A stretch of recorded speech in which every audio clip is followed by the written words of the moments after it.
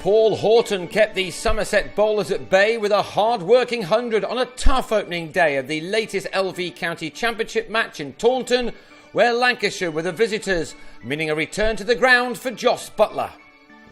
Glen Chappell won the toss and put the home side in on a green pitch after a delayed start because of a morning shower.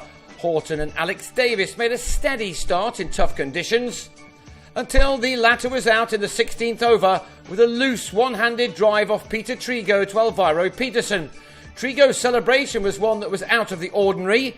He normally bowls at the other end, but had success with his first ball here at what may now be renamed the Trigo end. Lancashire have a very good record at this ground over the years, and memorably they lifted the LV County Championship trophy after a 77-year wait in Taunton in 2011. After a real battle, the efforts of Horton were beginning to be rewarded as he started to put bat to ball while others around him continued to struggle. Usman Khawaja was one of those. On 9, he tried to pull Alfonso Thomas but mistimed his shot, sending the ball into the hands of Chris Jones at wide mid-on. Ashwell Prince struck a career best 257 not out in his last innings, but here he'd made only 5 when he was LBW to Thomas, who was again the pick of the home attack. It had been slow going for Lancashire, but Horton did flourish from time to time, and this well-driven 4 took him to his half-century, which had occupied 114 balls, an innings containing 9 fours. It was just his 4th 50 in 20 championship innings this year.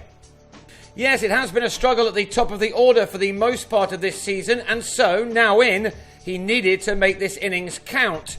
He'd been joined by Stephen Croft, who conversely has been in the batting form of his life in recent weeks, including a career best 156 last time out.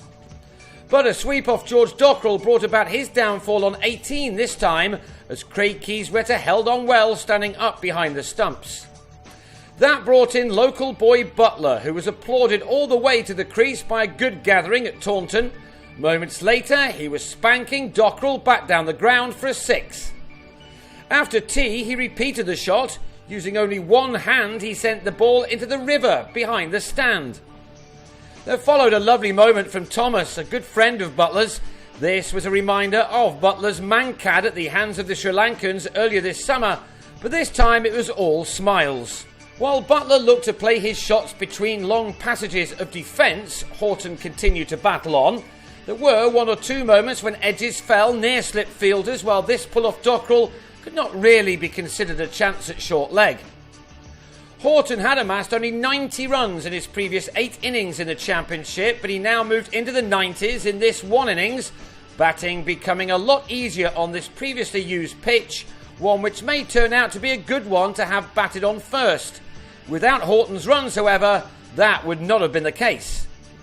Before he could get to his 100, he lost Buttler at the other end, the returning Lewis Gregory removing his off stump, as Buttler went, like Croft before him, for 18.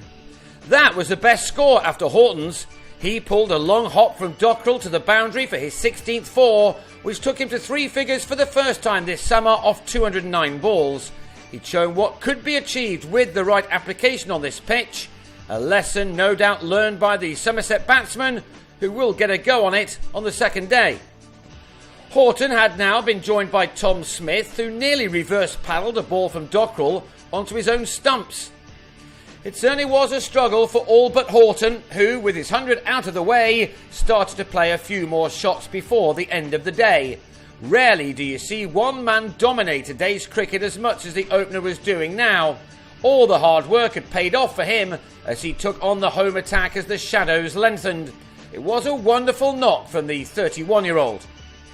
Alas for him, he couldn't quite see the day out, Gregory trapping him in front for a 140, which had been made out of a total of 219 for 6. That's just about 2/3 of the runs on the board hit by one man.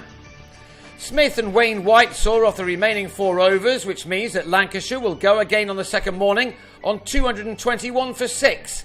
They will hope that Somerset don't have a man in as good touch as Horton in their ranks when they get their turn with the bat.